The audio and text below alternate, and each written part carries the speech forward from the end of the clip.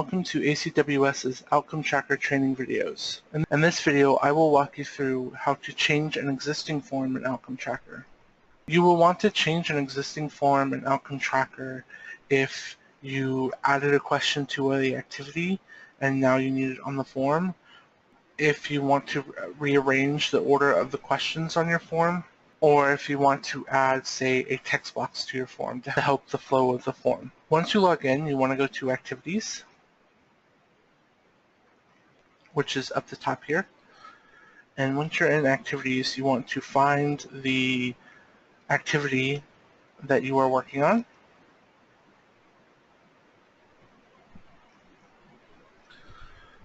Now you want to go to Forms. Let's click on that. Now you want to find the form that you are specifically working on. Most likely there will only be one form for your activity, but there are some activities for which there are multiple forms. For instance, the admission intake. Though you shouldn't be editing the admission intake without consulting ACWS first. One of the more common edits you will need to make to an existing form is to add questions to your form from the activity. When you add questions to your activity, once the form is created, you have to then manually add those questions to the form. I have added a question to my activity that I now want on my form.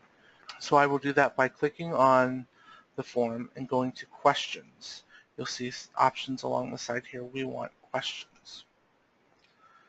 On the left here are the questions available to add to the form. The top few groups are system questions that are automatic from the system. The bottom of this list are the questions from the activity that have not yet been added to the form. So you'll see I see my question that I added in here, so I'm going to move it over. While you're here, you can also take questions off. For instance, if we no longer wanted to know the age of the first child, just take that off. If we no longer wanted to know the number of children, we could take that off, but let's keep those on. Now I need to reorder the questions. You'll see they're out of order. I can do that by selecting the question and moving it up or down.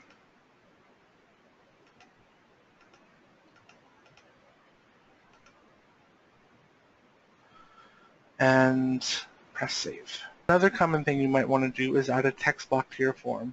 A text block can help you arrange your form in a more easily comprehensible way and can help break up your form in a way that makes it easier for data entry. So if I want to add a text box, I simply click this button here under Questions and add a text block. Now I want this text block to go right here. I want it to be the second thing, so I'm going to move it up there. This is a trick for moving questions faster. So if I have a question at the end of the form and I know I want it to be the second question, I can select the question before and all of the questions up to the point where I want it and move those down instead of moving this one question up a dozen times. That might save you some time. Now that I've added the text block, I want to put actual text in the text block. You do that on the Layout tab here on the side underneath Questions. So now here is text block. And you'll see that a writing tool comes up that is similar to Microsoft Word. So here I will just put in my text blocks. I can change the font size. I can change the font family. I can change formats. I can do all sorts of things. I can change the color if I want to. So it works a lot like Microsoft Word. And then once I've made the changes to my satisfaction, I will press Save. And then this will save in my form. And that is how you add a text block to your form.